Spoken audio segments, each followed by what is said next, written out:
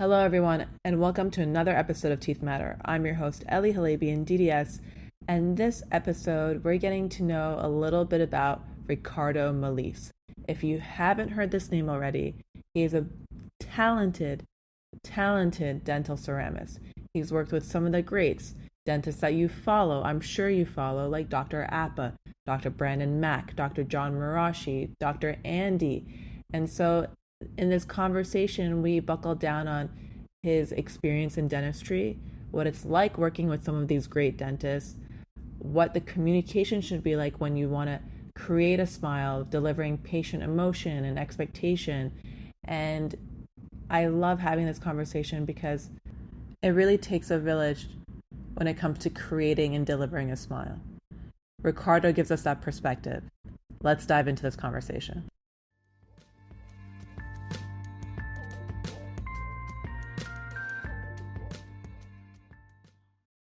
Ricardo, thank you so much for being on Teeth Matter. I was just talking to you offline for a little bit, and we got into such a beautiful conversation, and there was so many things that we were talking about that I think are going to shed light on a lot of different aspects of dentistry.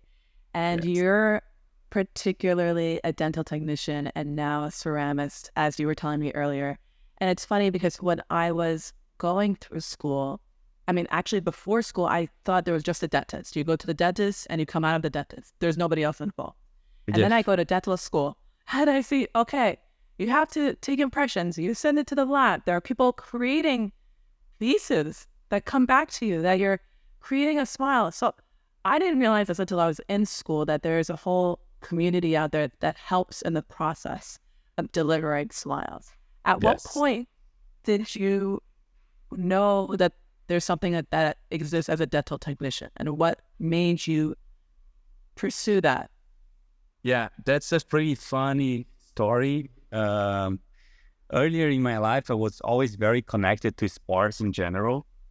So I was always like fighting, not at the school, but I was always looking for gyms and doing jiu-jitsu, Muay Thai, boxing, surfing, biking, like every kind of sports. So I was trying to make a living as an athlete, by the way. And at some point, I realized that the athlete life, it's not that easy. It's very nice. It's very grateful. It's beautiful. But I was looking for something that I can use my skills. And I was always very good at drawing and doing stuff with my hands during my whole life. So one day, my aunt, she called me and she told me, hey, my neighbor has a dental lab. She just does like model work and he's hiring. So I went there. That was the first door that I went through, like in the dentistry world. Later, this same the owner of this space, he graduated as a doctor. He was a dental technician. Then he took he went to the course, and then he graduated as a doctor. And long story short, few years later, me and him, we were working together in a small practice where I was doing dentures and some metal ceramics. But I like to think that it was the destiny that chose to put me on that direction, because after I get into this dental universe, a lot of doors just open right ahead of me that I was not seeking for that opportunity. It was just natural for me to keep evolving and to keep learning and to keep connecting to great people during my journey. You just mentioned that you met this, you went to his office through your aunt and she introduced you, and the guy was a dental technician but then becomes a dentist, correct? Yes. At a lot of technicians I find, or a lot of dentists now tell me they've been technicians before. Did you Yeah. ever have that like need or want to go from technician to dentist, or was it just you found your passion? Yeah, I really like to do what I do, especially that I have the opportunity to share insights and details with the doctors. Like, of course, many times ask myself, okay, should I get a certificate and, be a doctor one day?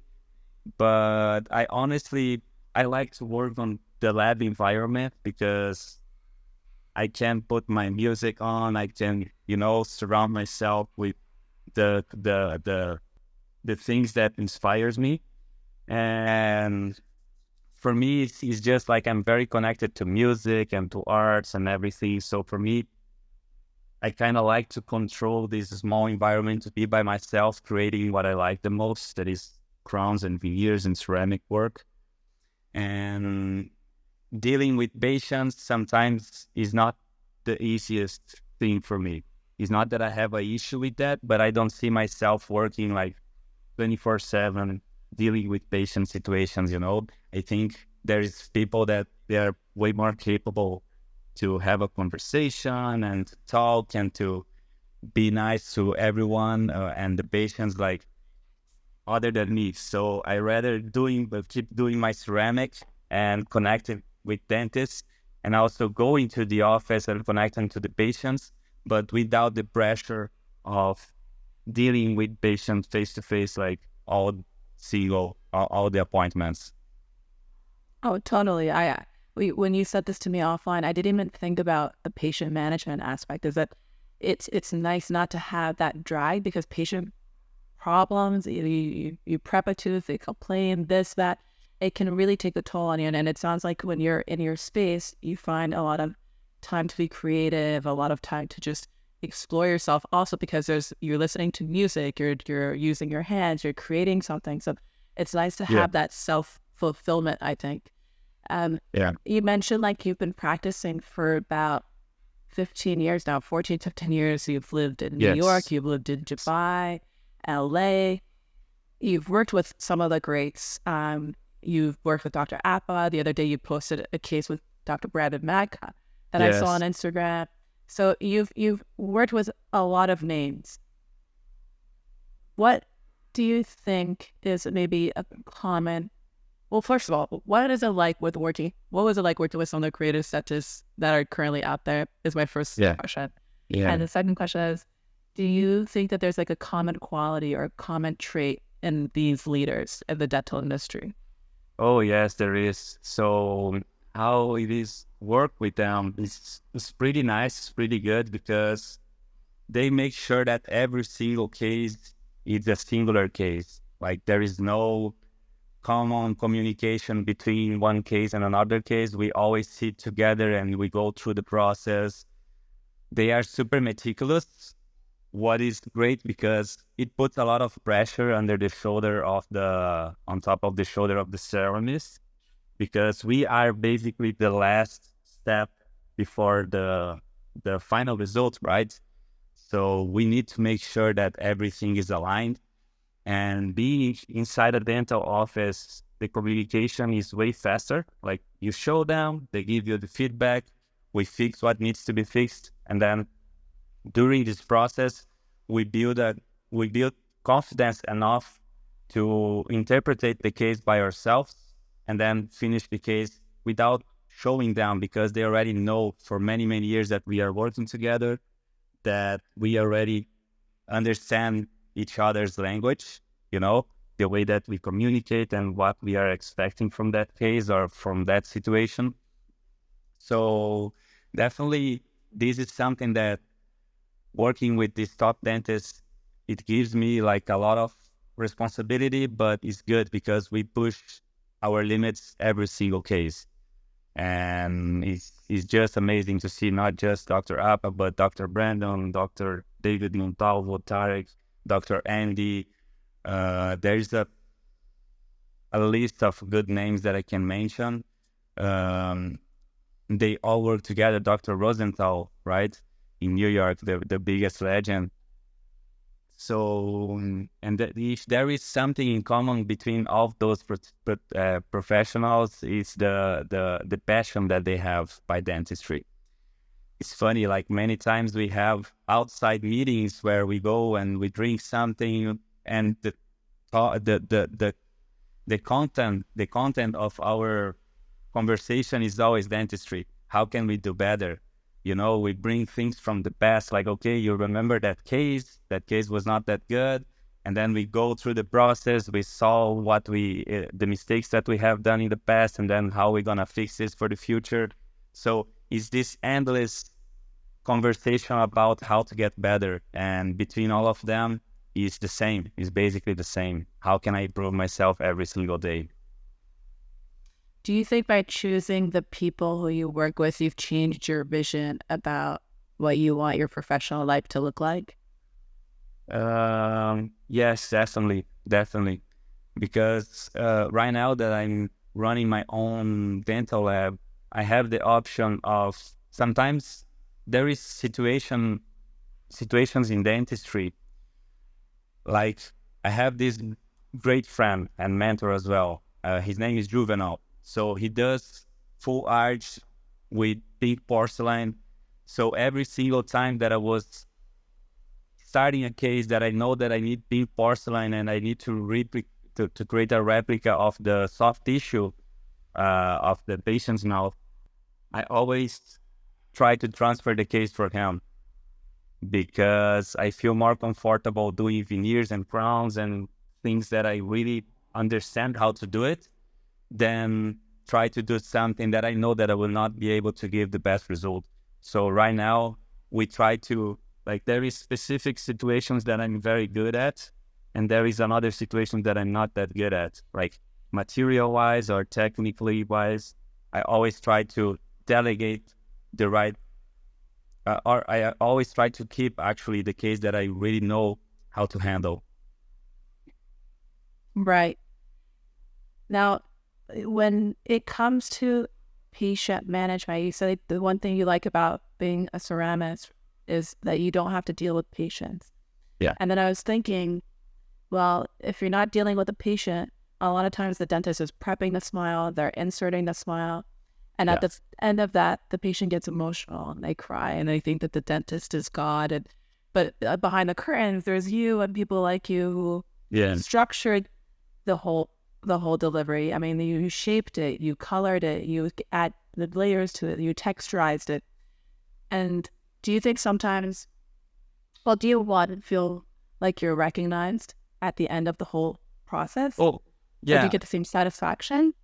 Yes, that's an interesting question because I was inside a dental office for 5 years in a row, like straight 5 years inside dental office, dealing like every single case that I was doing at my old lab.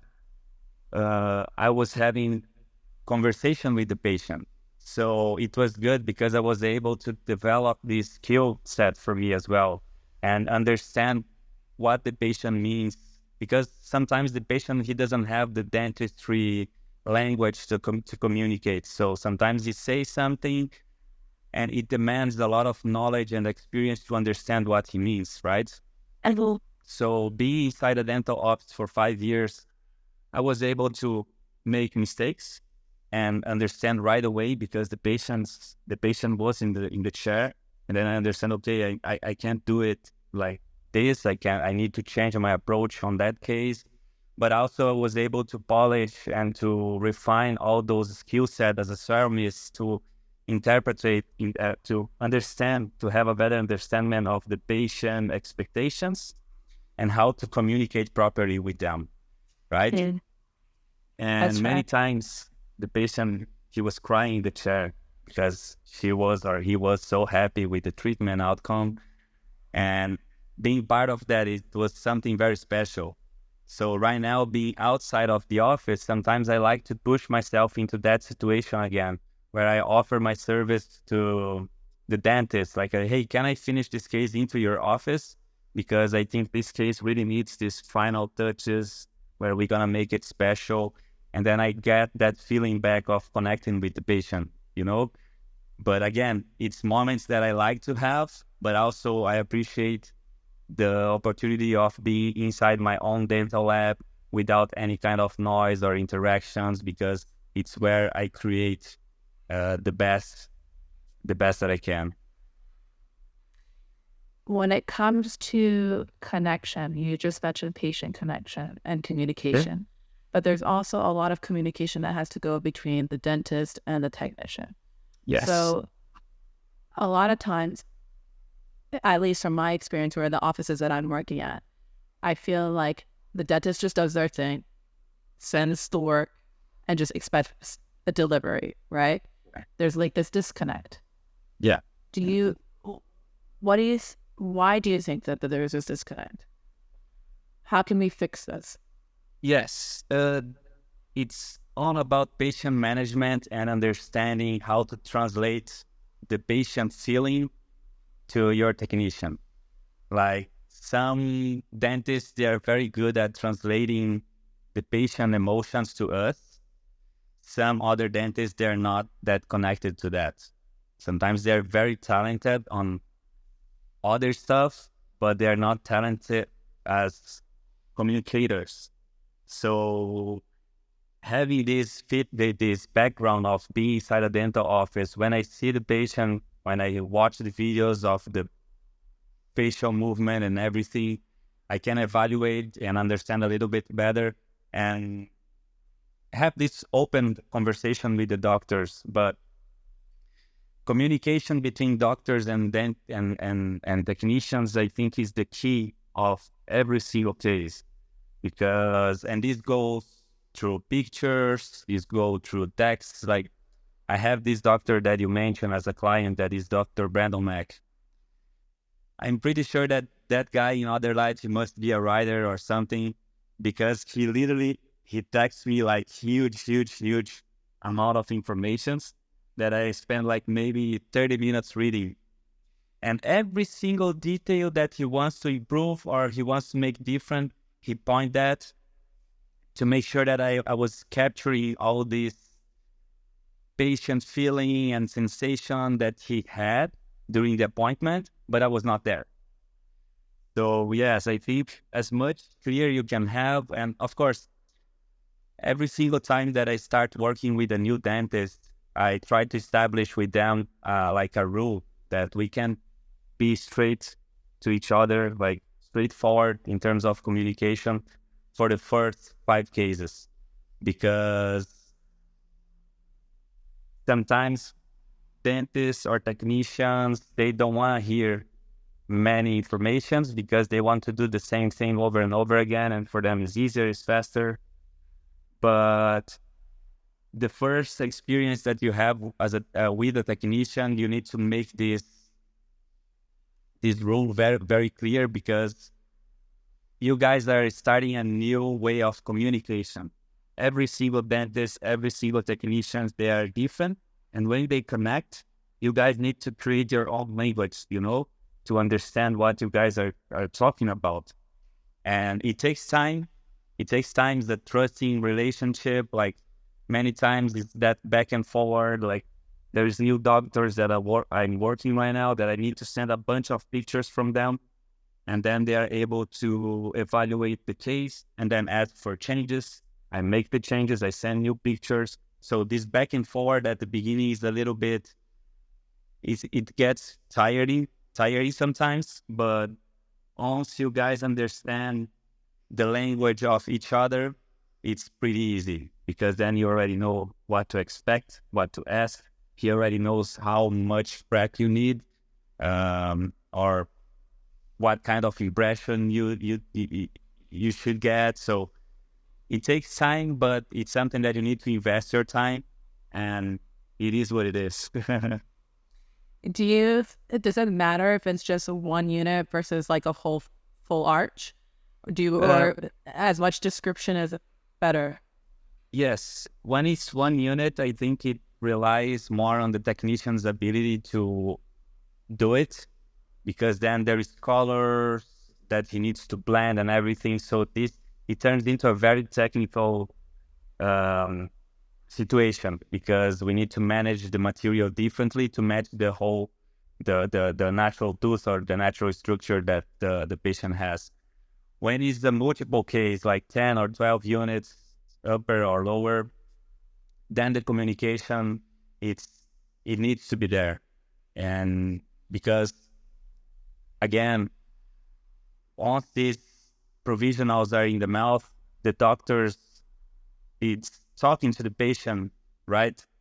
In person, so he can notice details that sometimes we cannot capture just by the pictures. Sometimes you can trick it, you can make the case better, changing your angulation of your photography and everything. So having this opportunity of communicating, like Dr. Brandon, I will mention him again, like having the opportunity to read all those huge texts that he sent me after each case, it's amazing because we are creating our own communication line. At some point, I'm pretty sure that he will be trusting at my work, I will be trusting on his work, and we don't need to go through all those informations again because we already know how we like to operate. You said Dr. Brandon Mack is a writer. He must have been a writer in his past life because he gives you these large briefs. A lot of young dentists who are new, they don't want to impose, or they think they might be oversharing. Do you think writing is the way to go? Or is it okay to maybe even get on the phone and have a conversation and share it as a voice note? Yeah, I do have another client. His name is Jon Marashi. He's from LA, and he likes to call. So every single case, we do a face call, and then he explains me, and he goes through the process of creating the case. And it's a different approach, and it's a different language, and we are developing different ways to communicate. So I don't have like as much information as you can give to your technician is better. And the same goes to the technician. Every single question or every single thing that you need to request from the doctors, you need to be clear, you need to specify. So I'm receiving a lot of information, but I'm giving back a lot of information as well.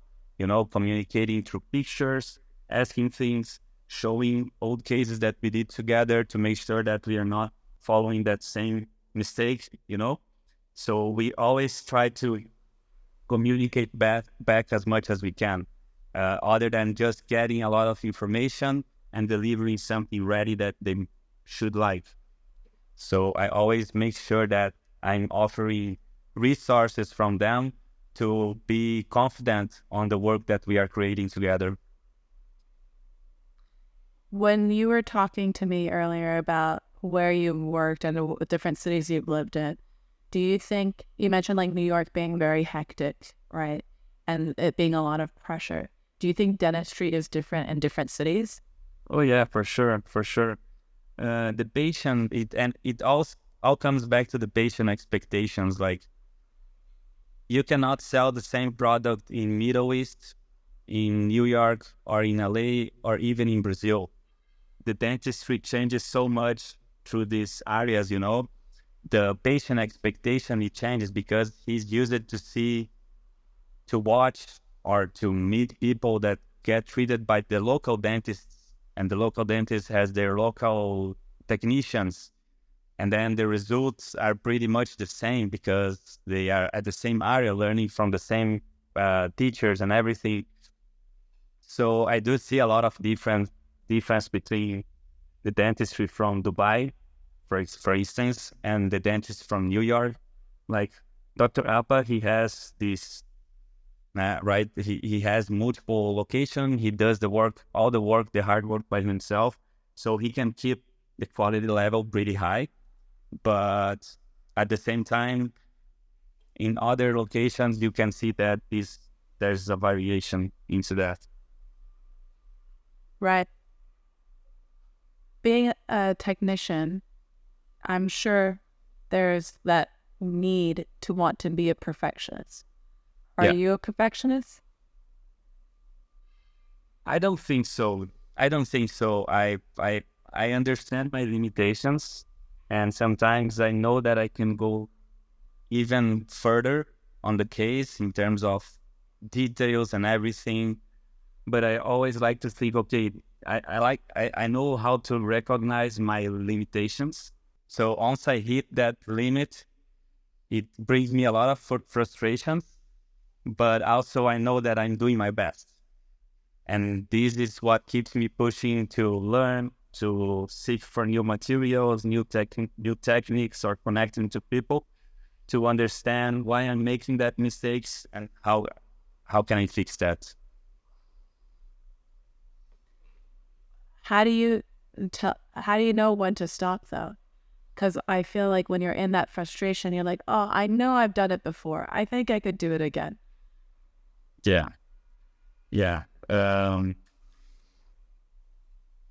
It's a weird feeling, you know, like when I insert a case and all the doctors that I work with, they know this, and it's something that comes from inside my heart and I can control. Sometimes I sit down and I look at that final result, like the patient just left, and then I looked through the pictures and everything, because when the patient just inserted the case, when the doctor just inserted the case, sometimes there's bleeding, the gums are not healed, so I cannot evaluate my outcome, like, and be precise in terms of what I need to see or what I need to understand, like in terms of what's going on.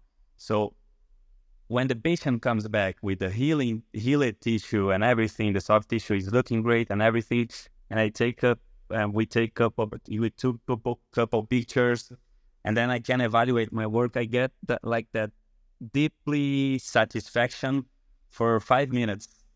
I start to watch my case and everything is good. Oh, look, that canine, the centrals are amazing. The internal aspect is great. The surface is beautiful.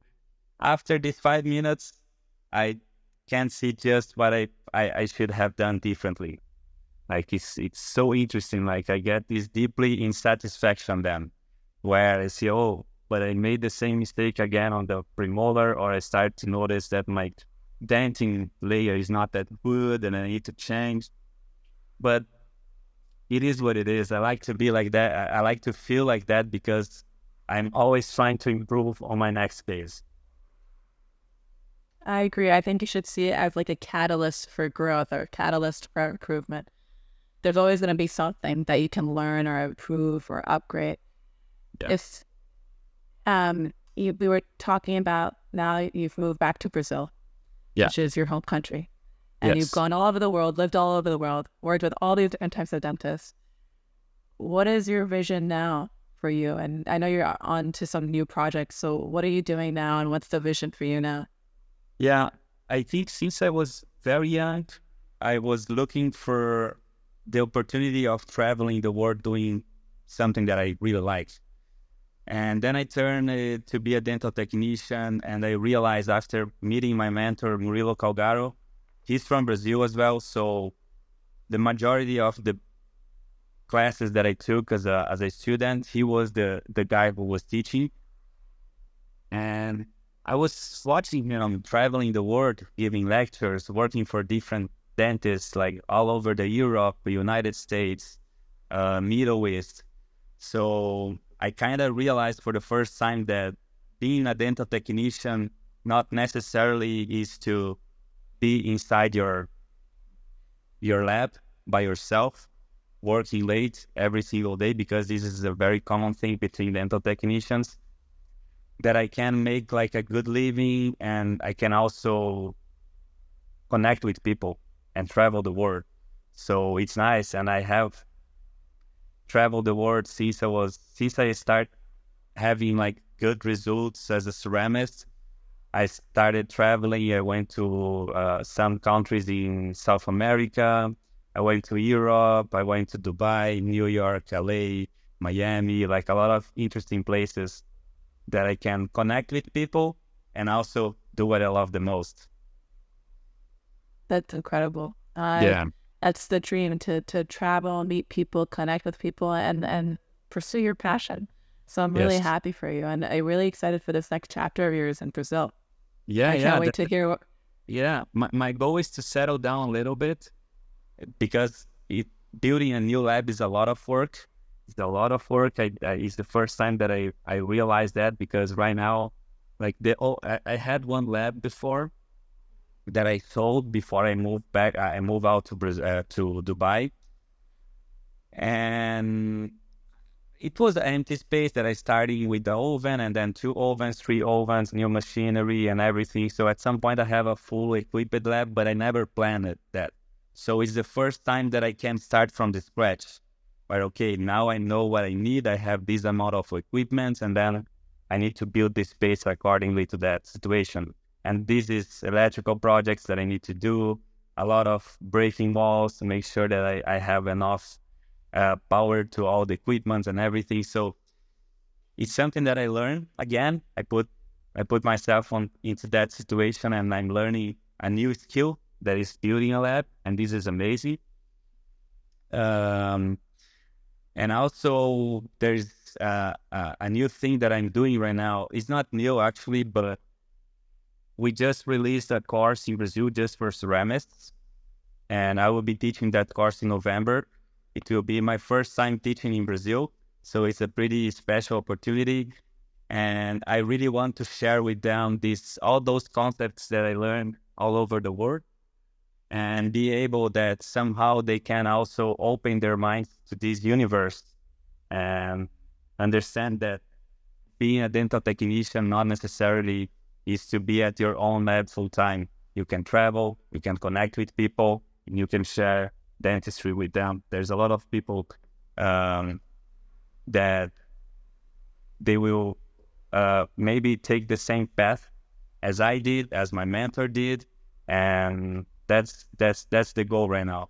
Is to keep sharing, is to keep bringing people in to make sure that I can somehow give it back to the community what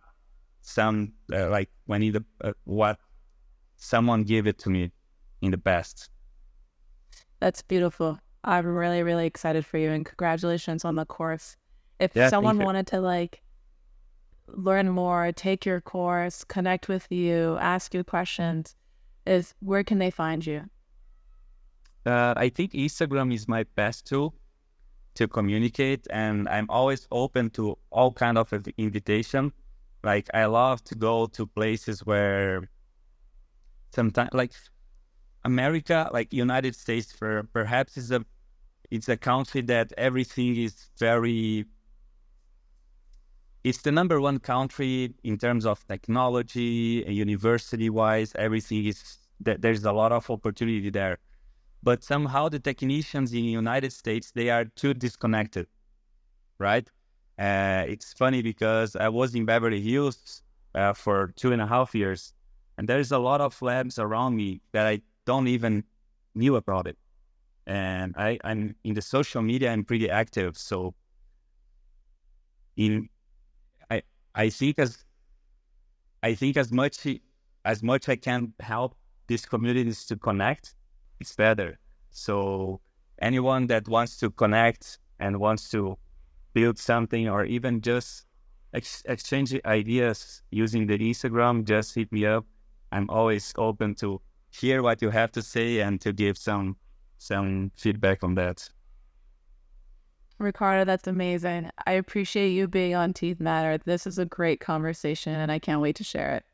Yeah, that's amazing. Thank you so much. It's again, this project that you are doing is so special, because now you're interviewing also technicians, and there is doctors, different point of views, and the listener, he can capture all those essence and understand something unique for him, connecting and blending all those informations.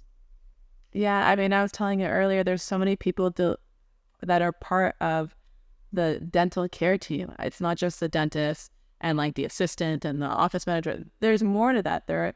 We all create the smile together, and so it's good to have perspective. And it's in order to level up the kind of dentistry that we do, we need to learn more about each other and the day to day and what each person expects from the other, right? Because like you said, it was mainly communication. And so I want to improve that communication, improve those channels in order to improve quality of care. So yeah, that's what we're trying to do. And that's what you're trying to do. So thanks again. It was a pleasure.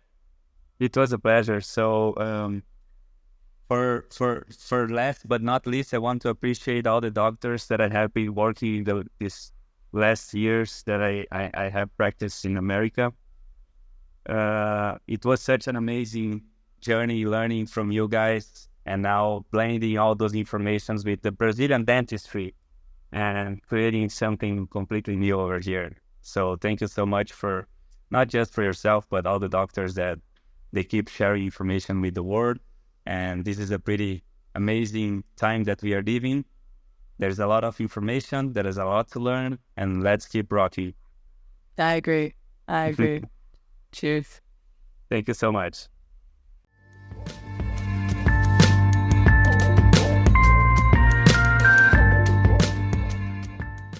If you enjoyed this episode, be sure to follow our podcast, write a review, leave a comment.